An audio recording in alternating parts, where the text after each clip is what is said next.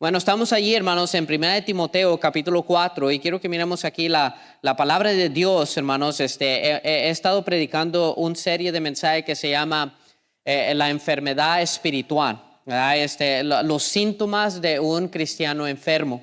Cuando alguien está enfermo, acostumbra normalmente ir al doctor, ¿verdad? Nadie que siente un dolor o que siente algo mal en su cuerpo se queda en casa y dice, ¿sabes qué? Lo voy a dejar ir. Hay ciertas personas que sí, cuando sienten un dolor lo dejan ir y lo que pasa es que causa un problema mucho más grande en el futuro. Pero normalmente cuando una persona está enferma, esa persona va o busca ayuda médica a través de un doctor y el doctor le da una receta acerca de su problema. Tal vez el doctor comienza a preguntarle preguntas. Bueno, tienes esto, falta de dormir, esto y esto. Y con esas preguntas el doctor comienza a descifrar o averiguar, a tratar de buscar qué es el problema que esa paciente tiene. Hay muchas veces ha sido casos, hermanos, que la persona tiene un problema de salud grave que si hubiera esperado más, hubiera sido más difícil tratar de curar ese problema. Hermanos, igualmente el cristiano se enferma espiritualmente y estuvimos hablando de los diferentes síntomas de un cristiano espiritualmente enfermo. Tal como cuando va al doctor y el doctor le dice, bueno, esto y esto y esto. También hay cosas que hay síntomas en la vida cristiana que uno se da cuenta cuando está espiritualmente enfermo. Y número uno, hermanos, que estamos cubriendo sobre los diferentes síntomas de un cristiano enfermo. El primer síntoma era el apetito, la falta de apetito espiritual. Tal como en lo físico, cuando una persona para de comer, hay una seña que hay algo mal con esa persona, porque no es normal cuando una persona para de comer. Igualmente, cuando alguien tiene una falta de apetito espiritual, téngalo por seguro que hay algo que está estorbando a ese cristiano o está, podemos decir, espiritualmente enfermo. ¿Verdad? Lo normal de un cristiano es querer leer la palabra de Dios, querer comer de la palabra de Dios, querer aprender más de la palabra de Dios. Número uno, dije la falta del apetito espiritual. Número dos, cubrí sobre la falta de oración. Cada cristiano, su anhelo debe ser la oración, caminar con el Señor, hablar con el Señor. Pero cuando estamos espiritualmente enfermos, no solamente hay una falta de apetito espiritual, dejamos de leer la Biblia, dejamos de querer las cosas espirituales, escuchar la predicación. Pero número dos, comenzamos a faltar en nuestra vida de oración. Ya no se nos hace importante y téngalo por seguro que es un síntoma de una enfermedad espiritual. Número tres, cubrí sobre el tercer síntoma, es un aislamiento de la congregación, ¿verdad? O retirarse de la iglesia. Cuando un cristiano, hermanos, comienza a faltar a la iglesia, cuando comienza a decir, bueno, yo no necesito la iglesia, bueno, me voy a apartar de la iglesia, quiero que tenga por seguro, que es de certeza que es un síntoma de una enfermedad espiritual. Porque lo normal para un cristiano es ir a la iglesia. David dijo, yo me alegré con los que me decían a la casa de Jehová iremos. ¿Verdad? Noten, había una alegría en su vida, había un gozo de querer ir a la iglesia porque es lo normal para un cristiano que está caminando con el Señor, que tiene su apetito correcto, hermanos, come de su alimento espiritual, ora con el Señor. Lo que va a resultar, va a querer ir a la iglesia. Yo nunca he leído la Biblia y caminado con el Señor y he dicho, no quiero ir a la iglesia. Es al contrario, ¿verdad? La lectura de la palabra de Dios, entre más me lleno de la palabra de Dios, más tengo un apetito o una comida nutriente de la palabra de Dios, más quiero ir a la iglesia. Entre más yo oro al Señor, entre más yo escucho las respuestas a su oración, más quiero ir a la iglesia. Pero cuando un cristiano se aísla, se podemos decir, cuando se aparta, hermanos, es un peligro y hay un síntoma de un cristiano espiritualmente enfermo. ¿Verdad? Porque no es normal, tal como en la vida normal o en la vida afuera de la iglesia, cuando alguien se comienza a apartar. Noten, cuando una persona está enferma, lo primero que quiere hacer quiere cerrar la puerta de su cuarto y que nadie entre a su cuarto y se quiere separar de las otras personas. Hay una separación. Igualmente, cuando un cristiano está espiritualmente enfermo, cuando hay algo mal en su corazón, cuando hay algo mal en su mente, cuando hay pecado que gobierna su vida, lo primero que va a querer ser, no solamente no leer la Biblia, no orar, pero se va a querer separar de las cosas de Dios, de la casa de Dios. Hermanos, qué importante es reconocer estos síntomas, porque entre más temprano nosotros los reconozcamos, más temprano podemos acomodar y podemos ayudarnos a nosotros mismos a no llegar a un nivel donde es muy tarde. Hay doctores, hermanos, que literalmente, hay pacientes o hay personas que literalmente tienen años con dolor. Tienen años con síntomas en su cuerpo y no sé por qué, pero pasa mucho en el lado hispano. No, yo me aguanto con el dolor, ¿verdad? Pero llega a un punto donde ya no aguanta el dolor y llega al doctor y el doctor le dice, bueno, ya estás muy grave. ¿Por qué tardaste tanto tiempo de llegar al médico? Hermanos, y igualmente cuando tardamos, hermanos, de llegar a nuestro doctor médico que es Cristo Jesús, hermanos, llega muchos problemas que podíamos evitar en nuestra vida cristiana.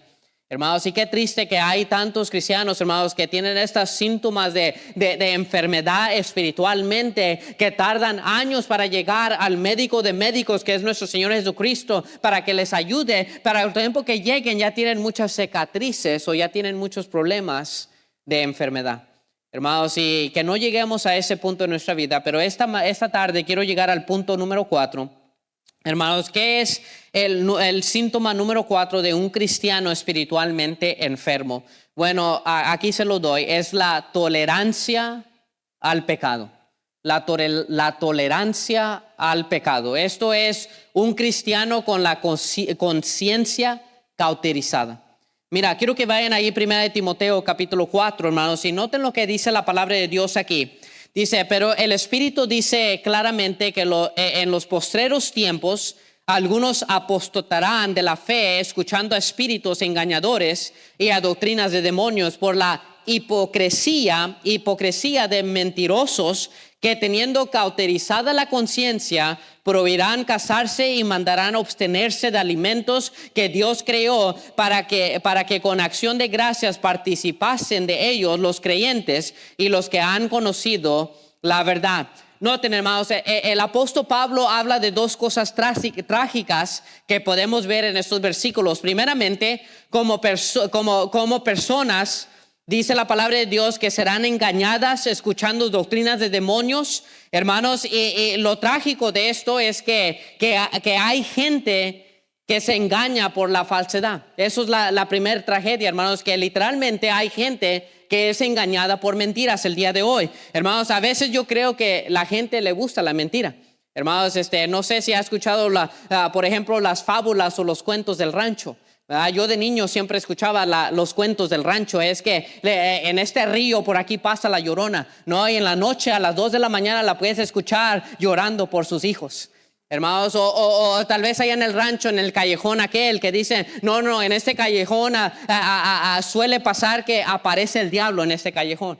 Hermanos, y noten, hermanos, la gente del rancho le encantan las fábulas, le encantan las mentiras y literalmente es como verdad para ellos. No, sí. Yo una vez me levanté a las 2 de la mañana y miré el diablo en ese callejón. Y la gente le encanta, hermanos, esa mentira.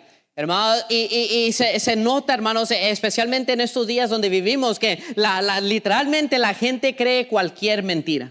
Ahorita hay un video en las redes sociales. La semana pasada estuve hablando sobre la verdad o será libre, y estuve hablando de cómo hay tanta mentira en el mundo el día de hoy.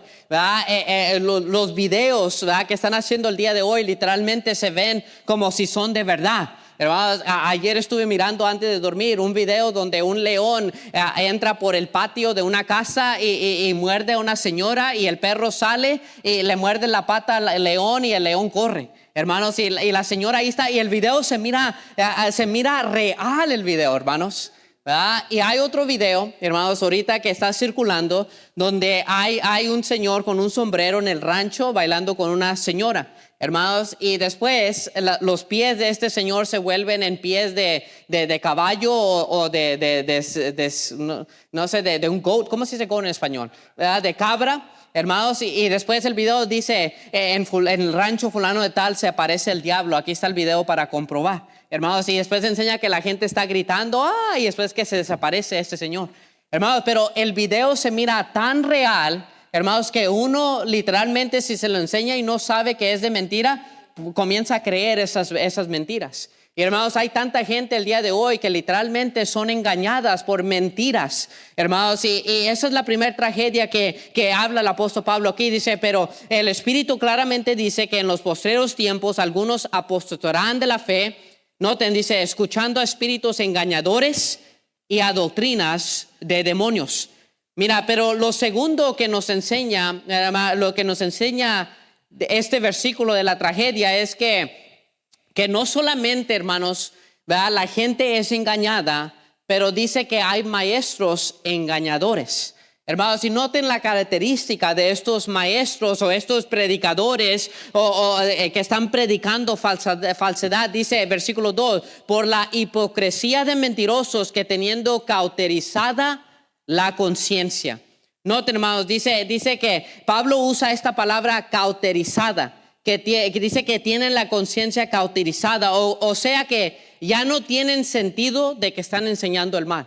Hermanos, y literalmente el día de hoy podemos meternos en YouTube y escuchar videos de literalmente predicadores que predican una falsedad, pero su mente ha sido cauterizada, que ya no tienen un temor y ya no tienen una conciencia de que están predicando el mal.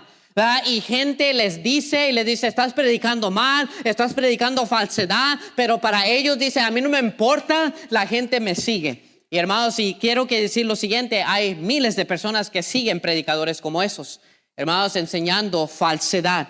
Hermanos, pero la característica que Pablo usa de estos mentirosos es lo siguiente, dice cauterizada la conciencia. Hermanos, el apóstol Pablo usa ese término es un término médico, cauterizada.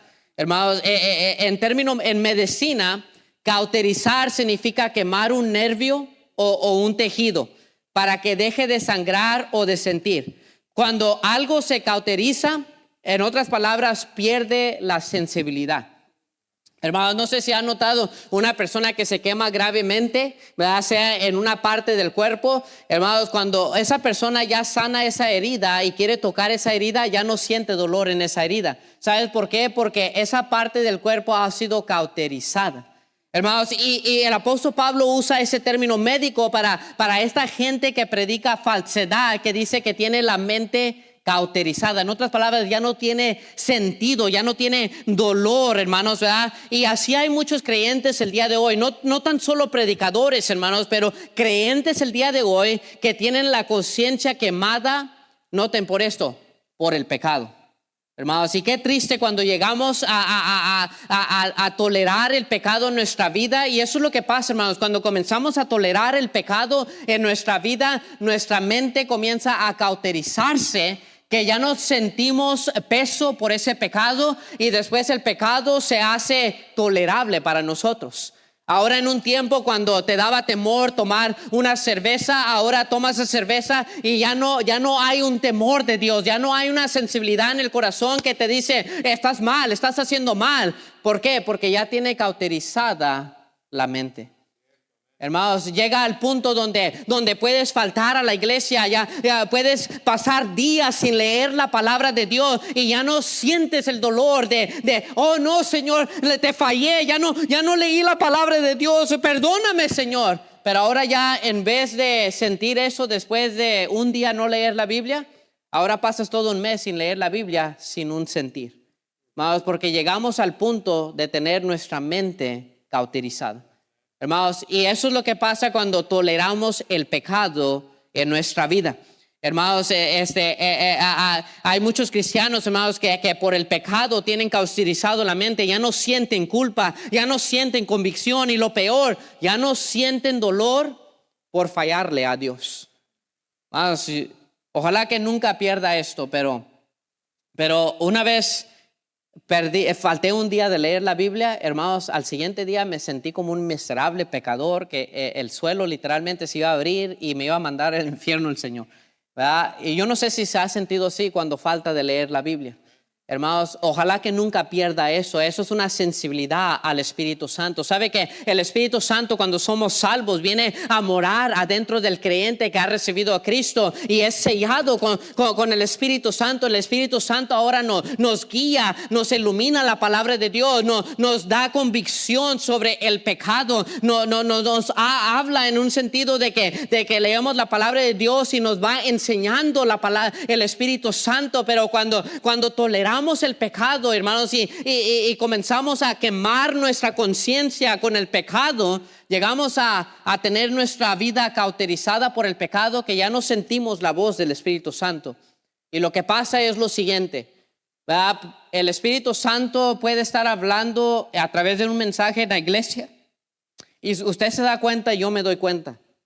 Cuando el Espíritu Santo está obrando en un corazón, la persona primeramente está atenta al mensaje. Pero número dos, en el momento que se da la invitación, esa persona, ese cristiano, corre al altar porque dice: yo me tengo que poner a cuentas con Dios. Tal vez no estoy mal, pero de todos modos tengo que venir al altar porque tengo que hablar con mi Señor. He esperado toda la semana para estar aquí porque necesito que hablar con el Señor. Pero aquellos que ya han tolerado el pecado en su vida se da cuenta con lo siguiente: puede predicar un tremendo mensaje e incluso puede Dios levantar a un Moisés a predicar la palabra de Dios, y aquellos que ya han tenido su vida cauterizada por el pecado porque han tolerado el pecado, se sientan en su asiento así. Pues yo no sé por qué todos están llorando y todos están yendo al altar. Para mí no se me hizo tan bueno el mensaje, ¿verdad? Yo no entiendo por qué todos están viniendo acá al altar así como que Dios le habló a ellos, y por qué Dios no me habla a mí. Vamos. Cuando usted llega a ese punto, quiero decir lo siguiente, eso se llama tener la mente cauterizada. Ya no tiene un sentir por el Espíritu Santo. Ya no tiene un sentir, una convicción de que este pecado es mal y que esto está mal y que esto está mal. Para uno comienza a decir, bueno, ¿qué de mal el pecado? ¿Qué de mal de tomar? ¿Y qué de mal de esto? ¿Y qué de mal una mentira blanca? Ya tiene cauterizada su corazón, su mente, que ya no siente dolor. Noten por esto, por fallarle a Dios. Hermanos, y literalmente uno puede estar predicando y unos escuchando, pero para el que tiene cauterizada su mente, su corazón, hermanos, fuera así como que si estuviera predicando y nomás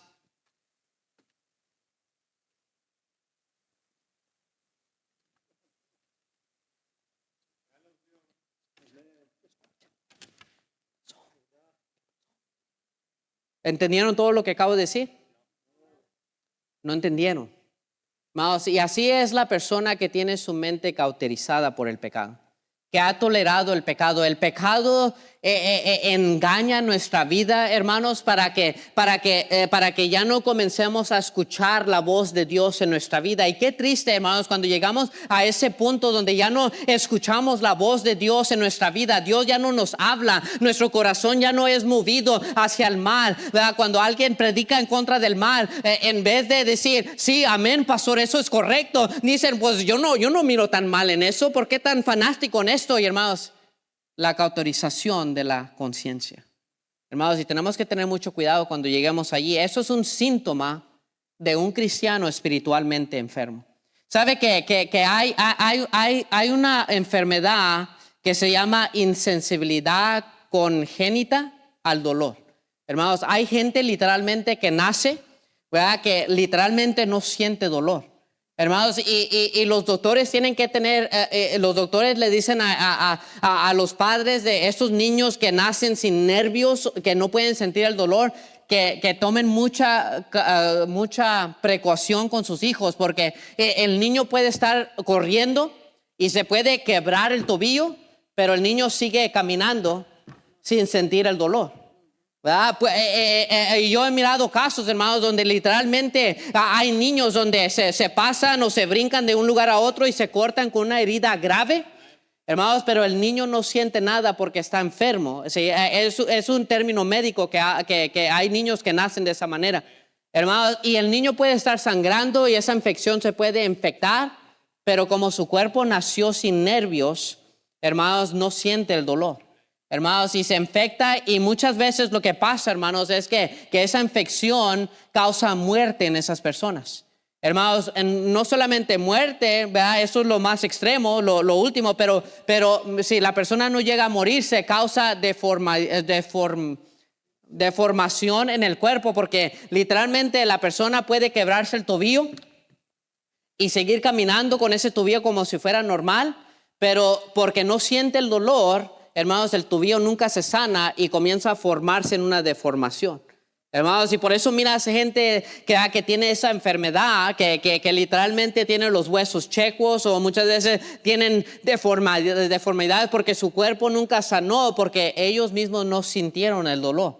Y hermanos, los doctores le dicen a los padres de estos hijos que tengan mucho cuidado cada noche. Miren si sus huesos de sus hijos o sus hijas están bien, ¿verdad? Que los chequen bien, si hay cortadas, porque el niño no va a responder al dolor. Hermanos, y muchas veces así como cristianos, cuando toleramos el pecado, llegamos a tener la misma enfermedad espiritualmente. Hermanos, mira, el pecado es tan engañoso. Quiero que vayan a un pasaje, Efesios capítulo 4. Hermanos, Efesios capítulo 4. Y quiero que miren versículo 17. Efesios capítulo 17. Efesios 4, 17. Noten lo que dice aquí la palabra de Dios, hermanos. Quiero que miren aquí una verdad de la palabra de Dios. Estamos ahí, versículo 17 del capítulo 4 de Efesios. Dice la palabra de Dios: esto pues digo y requiero en el Señor, que ya no andéis como los otros gentiles que andan en la vanidad de su mente, teniendo el entendimiento, noten lo que dice, entenebrecido. Hermanos, es el mismo concepto de cauterizar. Dice, ajenos de la vida de Dios por la ignorancia que en ellos hay, por la dureza de sus corazones, los cuales después que perdieron toda sensibilidad. Noten, hermanos, los cuales después que perdieron toda sensibilidad, Pablo está relatando y le está diciendo a los cristianos, dice, no andéis como los otros. Dice, porque los otros ya andan en pecado y han perdido sensibilidad, ya no tienen sentido del pecado en su vida. ¿Verdad? En otras palabras, ellos ya no tienen conciencia de lo bueno y lo mal. Todo es bueno y nada es malo.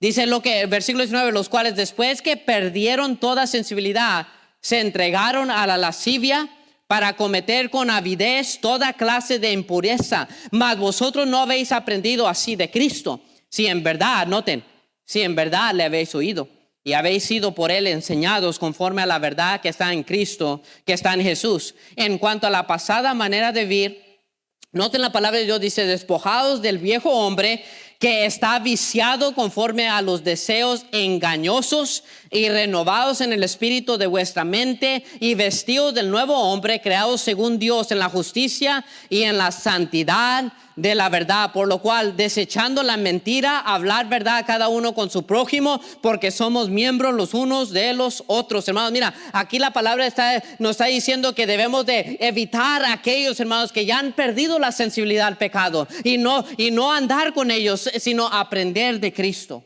Hermanos y hermanos, y quiero decir lo siguiente, hermanos, ¿verdad? Cuando usted está en pecado, hermanos, usted ya pierde toda la sensibilidad, ya no tiene razonamiento del bien y mal.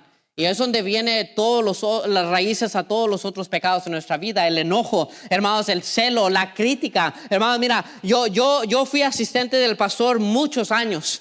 Hermanos, y cuando alguien hablaba mal del pastor, hermanos, yo rápidamente le dije: hey, cállate, no hables mal del pastor. ¿Verdad? Porque había un temor del hombre de Dios, hermanos, pero yo a veces me quedaba pensando, ¿cómo una persona comienza a llegar a hablar mal del hombre de Dios? ¿Por qué? ¿Qué llega? ¿No hay un temor? Es porque por la tolerancia al pecado, hermanos, tiene cauterizada la mente. Hermanos, y ya no tiene un temor de hablar y dice, ¿para qué? Para mí, ¿qué me importa el pastor? ¿verdad? Y yo he llegado, hermanos, a hombres, literalmente dice, el pastor, ¿quién es?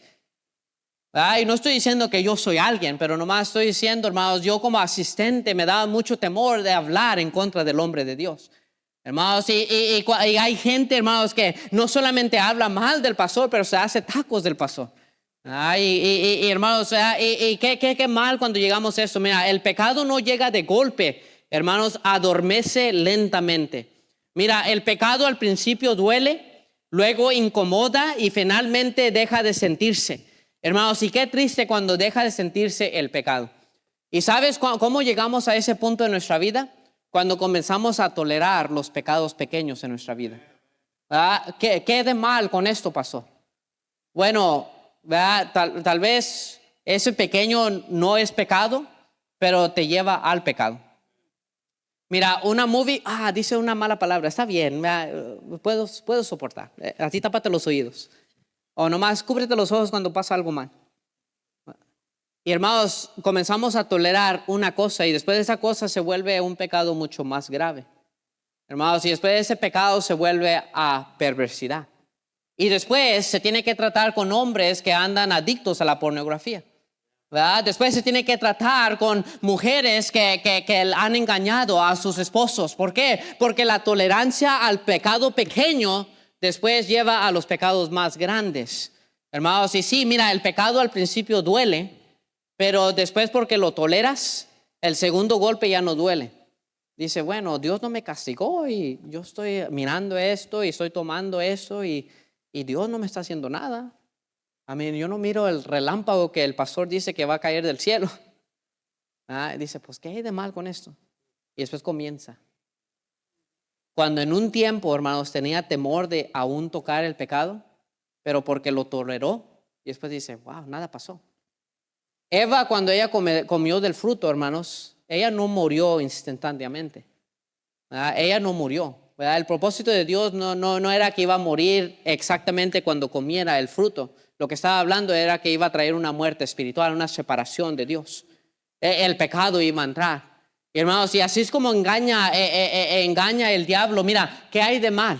¿Qué hay de mal con el pecado? ¿Verdad? Toma el pecado y engaña a los jóvenes de esa manera. Mira, ¿qué hay de mal con tocar a tu novia? ¿Qué hay de mal con tocar a tu novio? ¿Qué hay de mal con un besito? ¿Qué hay de mal si nos amamos y tenemos un amor los unos para los otros, hermanos? Y todo comienza con eso pequeño.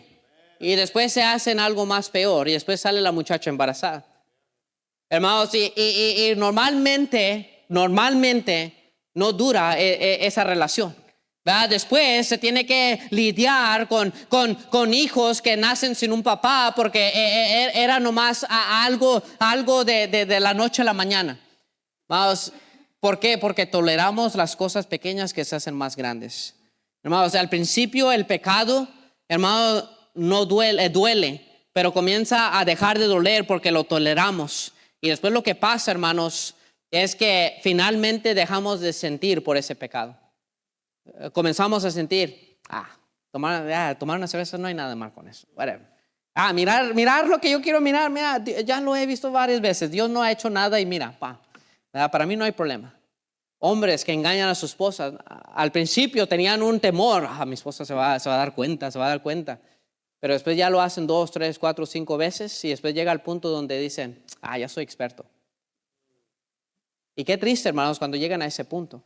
Porque ya no sienten el dolor del pecado. Han perdido la sensibilidad. Ahora quiero decir lo siguiente, hermanos, la razón por qué se predica en contra del pecado es porque no queremos que lleguen a ese punto donde usted ya no siente el pecado en su vida. Hermanos, porque cuando llega a ese punto donde ya no siente el pecado en su vida, hermanos, ya tiene la mente cauterizada y cuando el pecado deja de doler, hermanos, lo que pasa es que el corazón comienza a retroceder.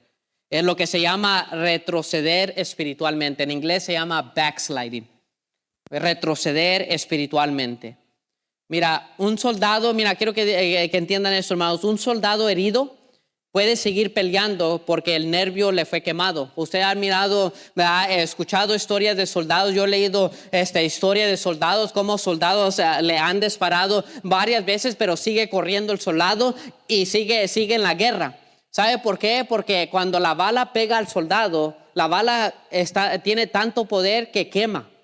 Hermanos, y cuando entra, hermanos, quema el nervio que el soldado ya no siente el dolor, ¿verdad? O no lo siente al principio, ¿verdad? Pero puede seguir adelante, hermanos. Y hay tantas historias de soldados que han muerto en guerra mundial, ¿verdad? La Primera Guerra Mundial, las diferentes guerras que ha visto, que que murieron por desangramiento, ¿se dice así? Porque le dispararon muchas veces y porque no sintieron, hermanos, porque ya se había cauterizado esa herida, siguieron adelante. Pero llega un punto donde se comienzan a desmayar y se desmayan y caen muertos. Hermanos, muchas veces así es el pecado en nuestra vida. Hermanos, podemos tolerar el pecado y ese pecado es como una herida de una bala, nos pega. Pero porque lo toleramos, decimos, está bien, yo puedo seguir mi vida. Y incluso, hermanos, mira, podemos seguir sirviendo al Señor y vivir en pecado. Y hay tantos cristianos que viven en pecado, pero siguen sirviendo al Señor. Siguen sirviendo así como que si nada está pasando y siguen haciendo, pero quiero decir, tarde o temprano, hermano, ese pecado os alcanzará. Hermanos, y llega al punto donde de la noche a la mañana ese hermano o esa hermana cae duramente. Y uno dice, ¿cómo cayó el hermano? ¿Verdad? Era tan buen hermano. Bueno, nadie cae de la noche a la mañana, ¿verdad? El pastor Wilkerson tiene un dicho que dice no hay tal cosas como explosiones en la vida cristiana, solamente fugas a través del tiempo, ¿verdad? Y es así como la llanta del aire. Sí, a veces explota y sí, a veces hay esos casos, pero normalmente, hermanos, hay una fuga que después en la mañana cuando te levantas y quieres ir al trabajo, miras la llanta y está punchada la llanta. ¿Qué pasó? Una fuga pequeña. Y hermanos, cuando dejamos y toleramos pecado en nuestra vida, hermanos, tal vez todo parece normal al principio, pero llega al punto, hermanos, donde usted se levanta en la mañana y esa llanta está punchada. Hermanos, y llega al punto de su vida donde de repente se cae, hermanos, y cuando cae, hermanos, todo el mundo sabe. Hermanos, qué terrible cuando llegamos a ese punto. Y es entonces allí cuando comenzamos a llorar, perdóname. Y yo digo, ¿por qué no te sentiste igual así desde la primera vez que tocaste el pecado? ¿Verdad? No es hasta que Dios saca a luz ese pecado que el hermano o la hermana corren. Perdóname, he fallado, Dios. A little too late. Lo bueno, hermanos, de nuestro Dios es que Dios perdona nuestros pecados. Dios es fiel y justo para perdonar nuestros pecados y limpiarnos de toda maldad. Pero quiero decir lo siguiente, tampoco es libertinaje para que usted y yo estemos viviendo en pecado. Porque Dios trata a nosotros como hijos, si realmente usted es un hijo de Dios. Dios trata con nosotros, hermanos, y esto de pecado, hermanos, es algo muy importante, es algo muy serio, hermanos. Si usted está viviendo en pecado y usted dice, bueno, a mí no me está afectando el pecado, pastor, mira, yo estoy haciendo lo que yo quiero y no me está afectando, todavía llego a la iglesia, sí, pero tarde o temprano su pecado los va a alcanzar. Y hermanos, eso me da mucho temor en mi vida para vivir piadosamente con mi esposa, con mis hijos. Porque tal vez el pecado no me alcanza a mí. Tal vez yo puedo vivir. Hermanos, yo puedo vivir mi vida y decir, bueno, a mí no me afectó el pecado. Pero quiero decir lo siguiente, ¿verdad? Sí va a afectar a nuestros hijos. Hermanos, sí afecta a los hijos. Hermanos, y como hablé en la mañana, hermanos, todo lo que sembramos vamos a cosechar. ¿Verdad? Nadie es acepto de decir, bueno, yo no voy a sembrar nada. No, todos aquí vamos a sembrar algo. Y tarde o temprano se va a dar cuenta qué es lo que sembró. No se puede esconder. Al principio se puede esconder. No te pasó, mi terreno está bien bonito y limpiecito. Ya, al principio se mira bien. Pero tarde o temprano va a brotar lo que usted está sembrando. Y eso es algo que nadie se puede escapar. Hermanos, y eso nos debe dar mucho temor en decir, ¿sabes qué? Es cierto, yo he tolerado ciertos pecados, pero yo no quiero que brote un día para que salga público todo lo que yo estoy sembrando.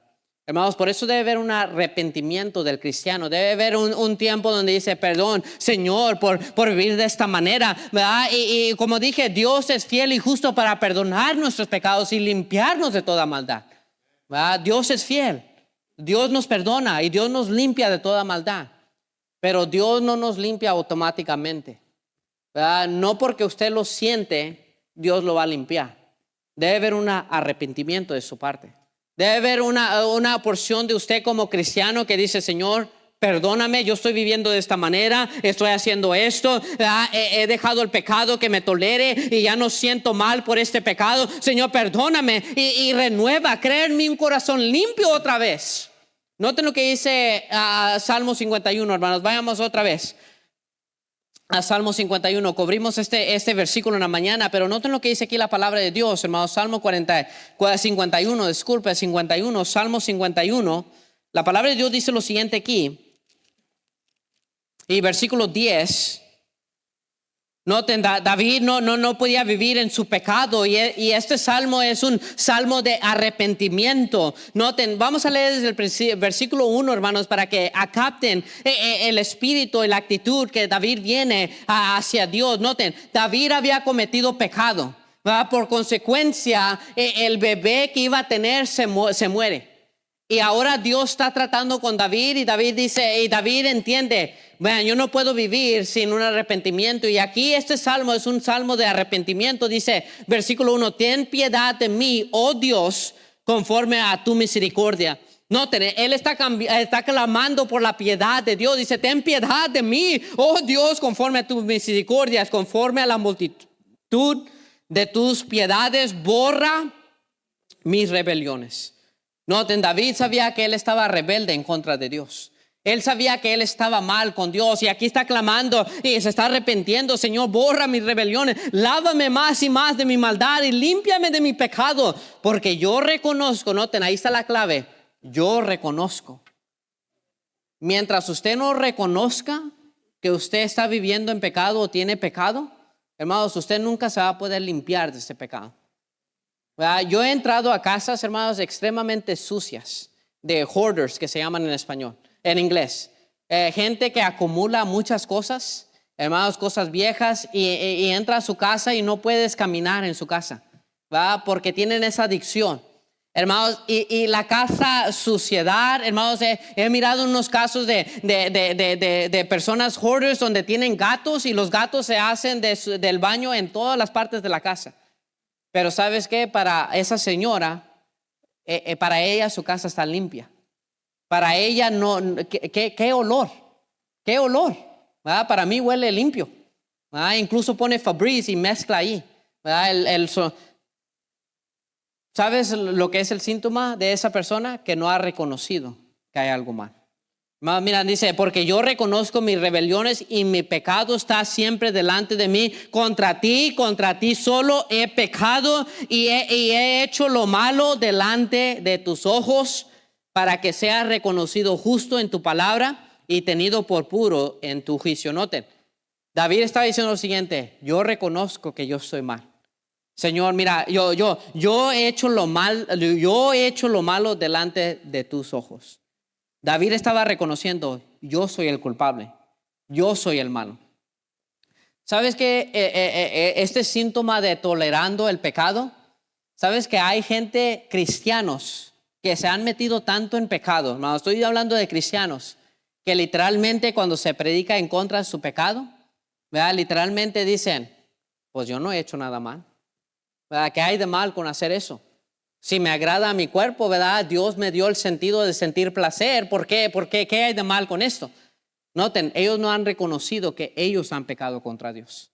Y noten lo que dice versículo 5. He aquí, en maldad he sido formado y en pecado me concibió mi madre. He aquí, tú amas la verdad en lo íntimo y en lo secreto me has hecho comprender sabiduría. Purifícame con hisopo y seré limpio. Lávame y seré más blanco que la nieve. Hazme oír gozo y alegría y se recrearán los huesos que has abatido. Esconde tu rostro de mis pecados y borra todas mis maldades.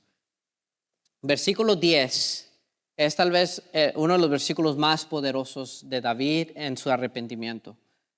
Dice, crea en mí, oh Dios, un corazón recto, o limpio, y renueva un espíritu recto dentro de mí.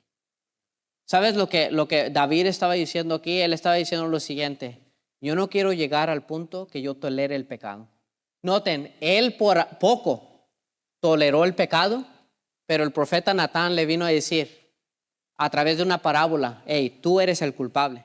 Porque recuerde, Natán le dijo una parábola de la ovejita, del rico, del rey que se robó la ovejita, ¿verdad? Del pobre, y el pobre quedó así sin ovejita. Y David se enojó, hermano, se enojó gravemente y dice, ese rico debe de morir. Y Natán dice, así tú eres el culpable.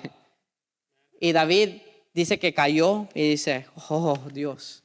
Y yo creo que ese es el momento donde comenzó a escribir el Salmo 51, donde él reconoció su pecado.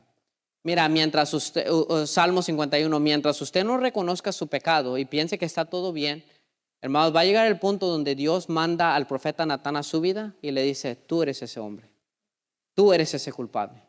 Y hermanos, cuando Dios trata con nosotros, Él va a tratar con nosotros. ¿Sabes que el hierro, mientras está caliente, se puede moldear? No sé, los que han trabajado con hierro entienden eso.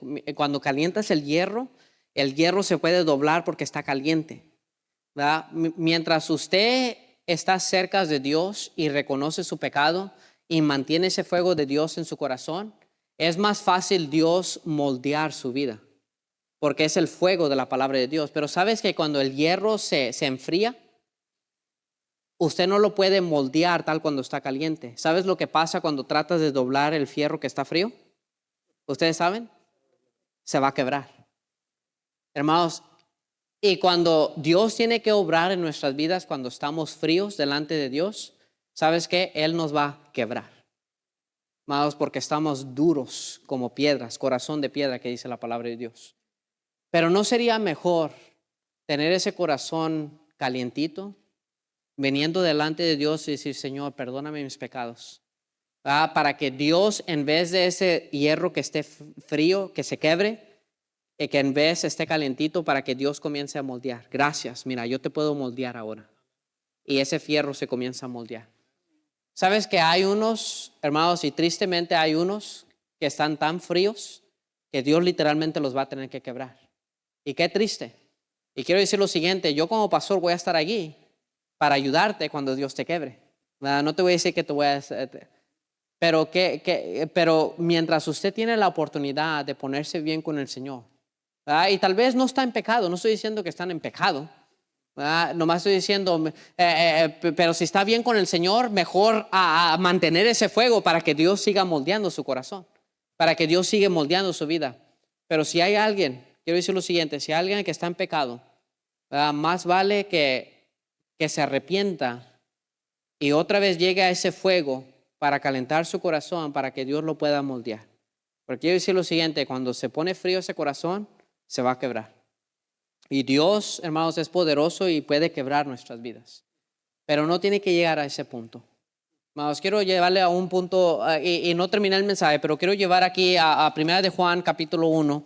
Y hermanos, y yo quiero que ustedes miren con su vista, hermanos, lo que dice aquí la palabra de Dios. 1 de Juan, capítulo 1. 1 de Juan, capítulo 1. Dios es un Dios, es nuestro Padre Celestial. Hermanos, cuando mi hijo necesita ayuda, hermanos, yo no pateo, yo no golpeo a mi hijo, vete para allá, aléjate de mí, Satanás. No le digo eso, ¿verdad? Cuando mi hijo viene conmigo, hermanos, sea llorando, cuando él viene conmigo, sea su necesidad, papi, aquí me golpeé. Hermanos, yo como padre me siento, y yo lo miro más en mi esposa porque es madre. Dice, oh, pobrecito. Y a veces yo le digo, es varoncito, déjalo que sufra un poquito. ¿Verdad? Pero yo tengo compasión de mis hijos, tal como ustedes tienen compasión de su hijo. Cuando mi hijo viene conmigo, yo nunca lo rechazo, yo lo abrazo porque es mi hijo, yo lo amo. Yo tengo un amor especial y adecuadamente y con respeto digo esto, yo tengo más amor por mis hijos que cualquier otra persona, aparte de mi esposa. Mi esposa, yo amo a ella más que mis hijos y lo digo eso con... yo la conocí a ella primero y después Dios me dio mis hijos, eso lo digo con confianza. Pero yo amo a mis hijos. Hermanos, si alguien se mete con mis hijos, se van a meter conmigo. Y tal vez yo no soy fuerte, pero sí van a sentir algo. Le voy a decir, porque son mis hijos, hermanos, yo los amo, ¿verdad? Y si yo miro que mis hijos piden ayuda, yo les voy a ayudar porque son míos, yo los amo, hay un corazón especial. Nosotros como hijos de Dios, hermanos, si son salvos, quiero decir, si son salvos, Dios tiene un corazón especial para nosotros. Él no desea que nosotros estemos viviendo en pecado. Si su hijo vive en pecado, ¿usted va a rechazar a su hijo? No, usted lo va a seguir amando. Hermano, esperando el día que él regrese. Y cuando él regrese como el padre en la parábola, corriendo a su hijo, ya ha llegado mi hijo otra vez. Cada padre haría lo mismo por sus hijos. Cuando nosotros como hijos de Dios vivimos en pecado y regresamos a Dios, Dios no nos rechaza. Dios siempre nos acepta y nos quiere ayudar. Noten lo que dice versículo 9, primera de Juan 1, el versículo 9, 8, note, si decimos que no tenemos pecado, nos engañamos a nosotros mismos y la verdad no está en nosotros. Ahora, mira, si usted dice, yo no tengo pecado, pastor, entonces usted se engaña y la verdad no está en usted. Pero noten, si confesamos nuestros pecados, Él es fiel y justo para perdonar nuestros pecados y limpiarnos de toda maldad. Mira, Dios es fiel y justo para perdonar tus pecados, pero solamente requiere de su parte venir ante Dios y decir, Señor, perdóname mis pecados. Ahora, yo no sé a quién le hablé. Yo no sé si el saco te cabe, póntelo. Si los zapatos te caben, póntelos. A veces queremos que el zapato es tuyo, pero queremos, no, ese zapato no es mío. No, es tuyo. Yo no sé a quién le habló el mensaje. Tal vez yo estoy loco y todos aquí están bien con el Señor y dicen, pastor, yo estoy bien, mira, mi vida impecable. Tal vez. Y yo lo aplauso. Pero en un grupo como este, hermanos, siempre hay alguien que está batallando. Y hermanos, en vez de Dios quebrarlo, ¿por qué usted no viene al altar y le dice, Señor, perdona mis pecados?